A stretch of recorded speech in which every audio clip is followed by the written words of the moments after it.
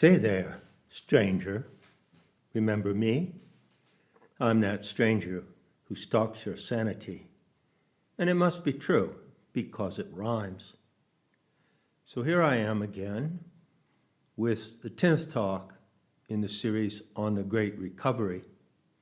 And the subject of this talk is courage. Do you have courage? Do you show courage? And where does your courage originate? That might sound like a curious question. At the very least, it might be an interesting question. So I'm going to get to that right now, after I remind you of two things. One, I cannot emphasize strongly enough the value of the five-phase model, the morphology of the emergent self. That model asserts that the four, let's say that you're an adult, older than 30 or older, 28 or older, a mature adult, that model asserts that the previous four phases of development, the young adult, the teenager, the home child, and even the infant, going back to birth, are present and alive in you now. That's something to take on board, something to learn to use. It's a tool of observation. So I will continually be referring to that model. Also, I'm preparing a page on Nematta, a free page for visitors, where I give some background material on that model.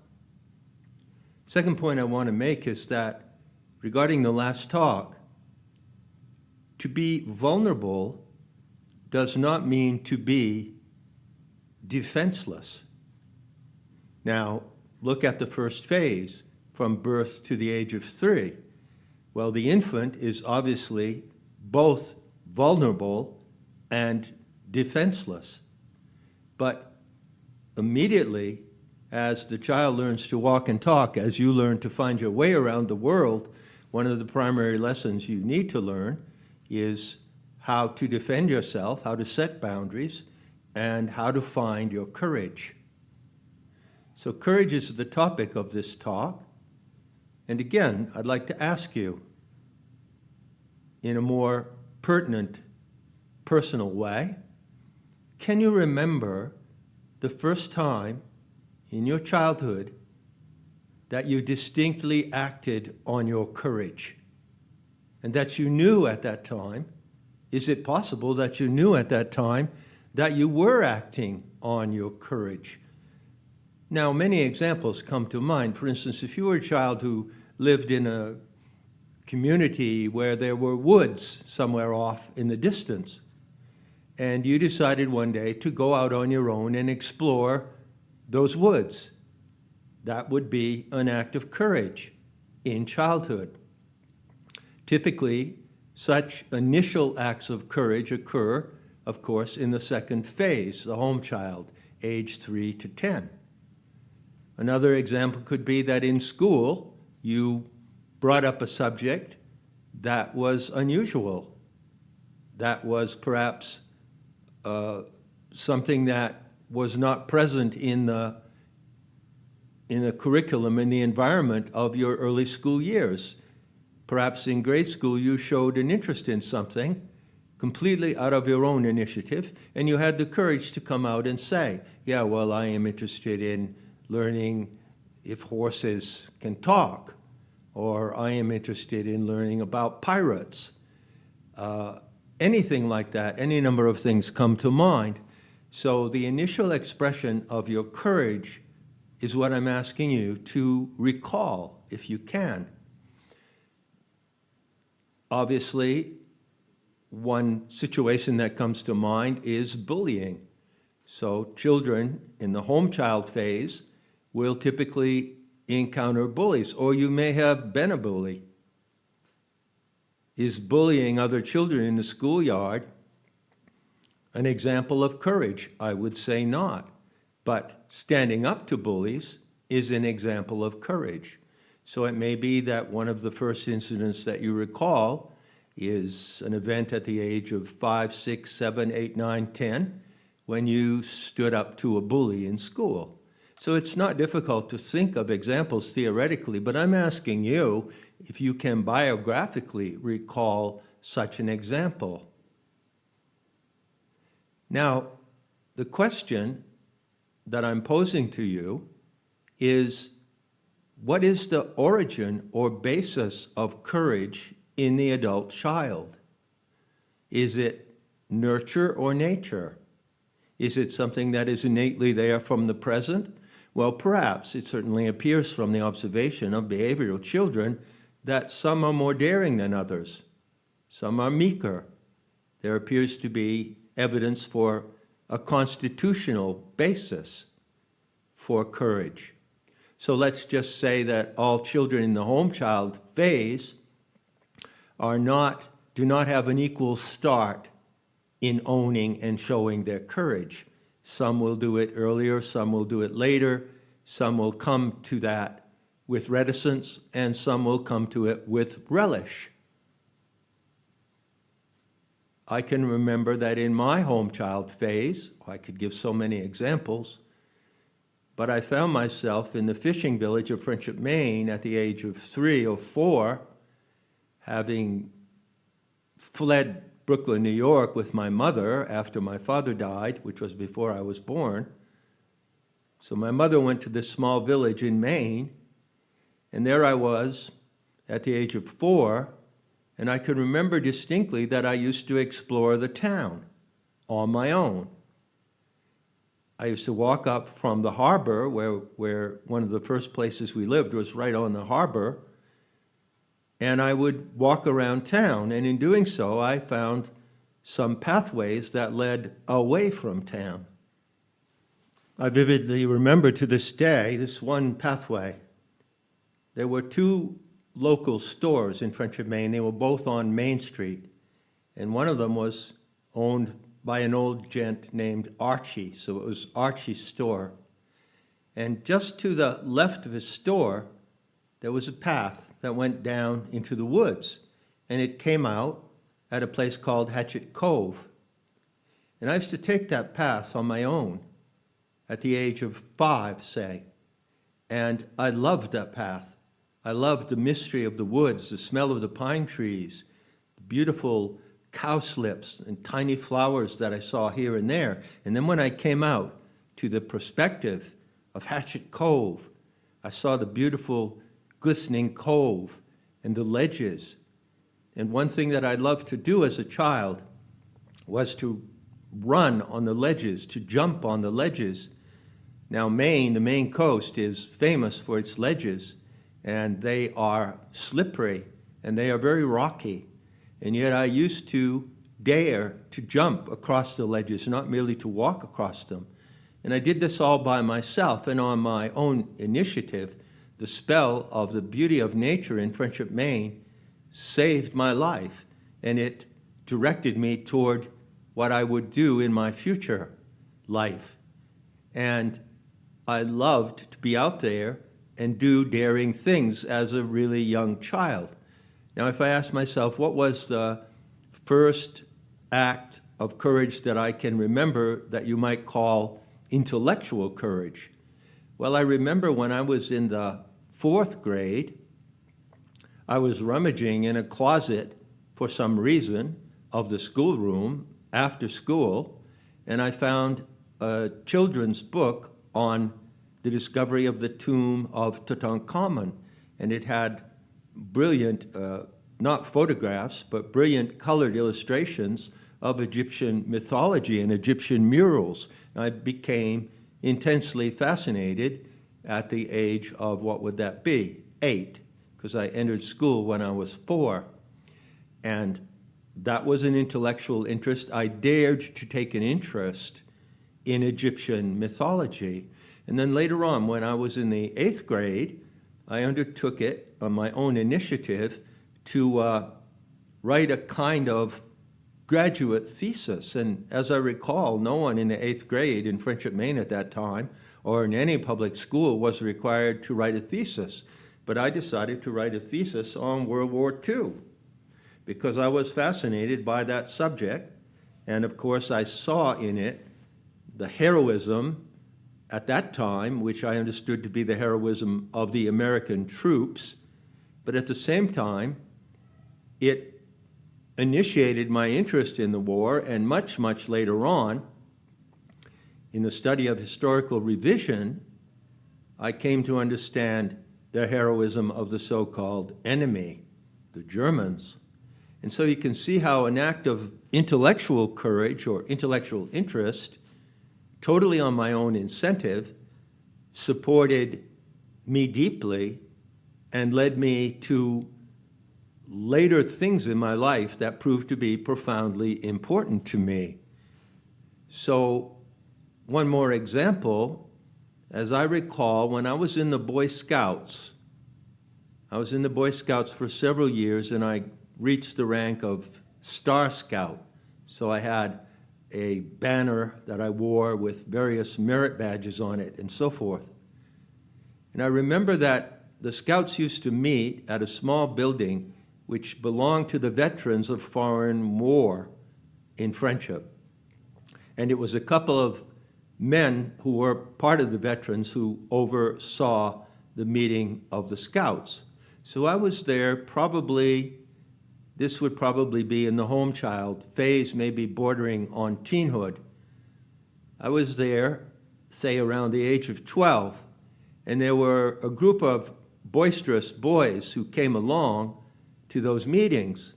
And at one meeting, they started to gang up on me and threaten me and push me around, and they even were hitting me on the head.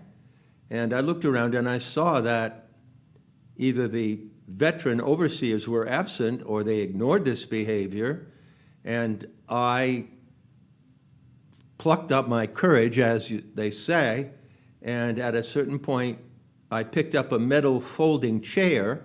It was unfolded, so it was flat, and I flung it at those boys. And that was an act of courage on my part. However, there's a sad postscript to that. When I went home that evening, my mother was standing in the kitchen, and I was shaking from fear and from the trauma, to use a fashionable word, of that experience. And I ran over to my mother and threw my arms around her waist. But my mother did not respond accordingly or appropriately. So even though I, as a 12-year-old boy, found my courage and acted on it, my parental guardian did not question me and did not support me in acting on my courage. So this brings me to the main observation I want to offer in this talk. Whether or not a child is constitutionally able to show courage, and that's an open issue, the home child period is critical for teaching the child about courage. So if in that period, from 3 to 10 years or so, the parental guardians or someone in the trusted circle of the family does not model courage to the child and does not teach the child the importance of its own courage, that need will have gone unmet, and it will be carried forward into later phases of development. And the mature adult to this day, 30 or over, or even 40, 50, 60, and 70, will show the detriment of not having the need for courage to be supported at that early age. This is the way it works. It's no mystery. It's something that you can observe vividly and directly in yourself and others, and it's something for which you can recall many, many instances. I'm sure you will be able to recall instances in your own experience when you exerted courage in one way or another, and particularly when you exerted courage in self-defense or the defense of someone else. The last day before graduation at Waldoboro High School, we were all hanging out. We were all in a state of euphoria because we were, seniors, and we were due to graduate in a couple of weeks. And one of the boys, named Dickie Brown, who lived in Friendship, who had a habit of bullying me in the past, decided that he was going to take advantage of the excitement of that moment and come for me. So I would have been, that was 1963, June of 1963. So he came for me. We were all hanging out. We were kind of raucous and overexcited, of course, last day of school. And he came after me. Now, he had come after me several times before, and I had more or less just held my ground, but I hadn't fought back. This time, I wouldn't take it, and I went for him, for his throat. And I got him down on the ground, and he was tougher than me. He was a tough kid. I got him down on the ground, and I started to choke him in a very serious manner, which was so serious that other school children had to intervene and pull me off him. So it's not difficult to remember these moments when you plucked up your courage, as the old saying goes. And when you look back at the record of your biography, you may also be able to see occasions when you didn't act on your courage. So to conclude this talk, I want to bring to your attention the fact, which can be drawn from developmental psychology, or why bother, just draw it from your real life experience, the fact that it is imperative in the home child phase for the child to develop a true and trustworthy sense of shame and of guilt. Now, shame and guilt are a huge part of the problem today. In the admission of the first step, let me say, in the formulation, the syntax of the first step, I'm still struggling with a passive voice. So I don't like to say I admitted that I was targeted, because that's the passive voice. But the fact is that you and I are targeted, and millions, billions around the world are targeted by the predicites, who are using all manner of evil tactics to achieve their agenda.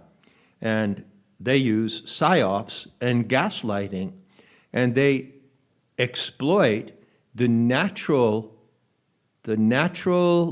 instincts. Yeah, I would call them instincts.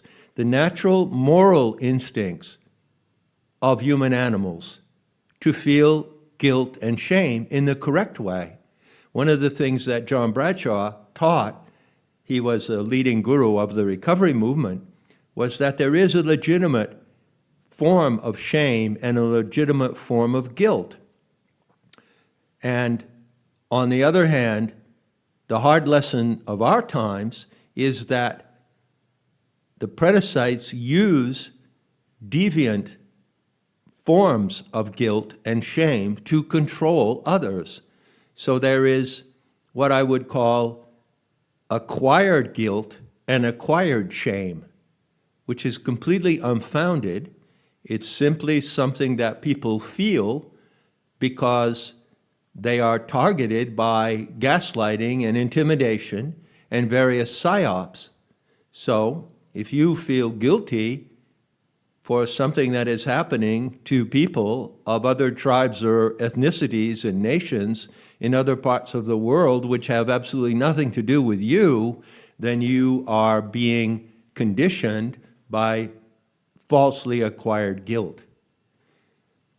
One of the imperative lessons to be learned in phase 2 is the correct instinctual sense of guilt and sense of shame. And what are they? Again, there's no mystery about it. Shame is what the child feels when they're, again, using the passive voice. No, Shame is what a child feels when some actor violates their boundaries, their bodily boundaries, their physical and emotional boundaries. And guilt is what a child feels innately as a moral instinct when they know they have done something wrong, and they need to be taught that that is a valid and positive way to view their own behavior so that they can make themselves accountable and take responsibility for the consequences of what they've done. Now, while nature or nurture may remain as a question regarding the presence of courage in an infant and in the home child, there is no question about the fact that boundaries need to be learned. They need to be taught to the child. And even though each child has an innate capacity relative to that child to recognize and form boundaries of shame and to recognize and form guidelines for guilt or responsibility, those innate capacities need to be taught and encouraged and modeled by adults. And if they're not, well, there you go again. The home child will carry the deficiency of those needs forward into other behaviors in the teen years and other behaviors in the fourth phase of the young adult and in the fifth phase of the mature adult. There is no way to get around it. This is the way it works, and you know why now. It works this way due to the fact that human animals are neotenous. We are born prematurely, and not just a few days, a few months, or a few years prematurely. We are born many years prematurely.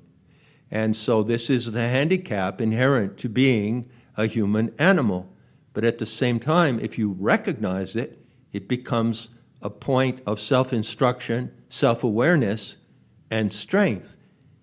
And ultimately, I believe it is only by recognizing this factor of neoteny that you or I or anyone can become a mature, well-integrated, sovereign, and self-intending individual. Enough said, and I'll be seeing you in the beauty that kills.